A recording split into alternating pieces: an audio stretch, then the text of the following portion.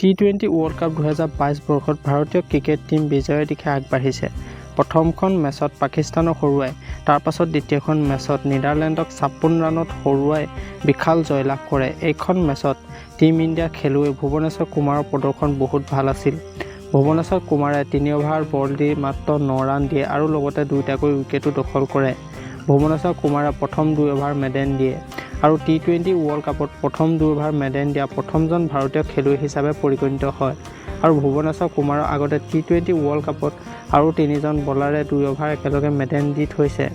2012 চনত আফগানিস্তানৰ বিপক্ষে ইংলেণ্ডৰ বলাৰ গ্ৰেম সোৱান প্ৰথম 2 অভাৰ মেডেন দিছিল। 2014 চনত নোৱান কুলাছেকাৰাই নিউজিলেণ্ডৰ বিপক্ষে একেলগে 2 অভাৰ মেডেন দি থৈছে আৰু এই বছৰ শ্ৰীলংকাৰ খেলুৱৈ ৰাংনা হেল্থে নিউজিলেণ্ডৰ বিপক্ষে 2 অভাৰ মেডেন দিছিল।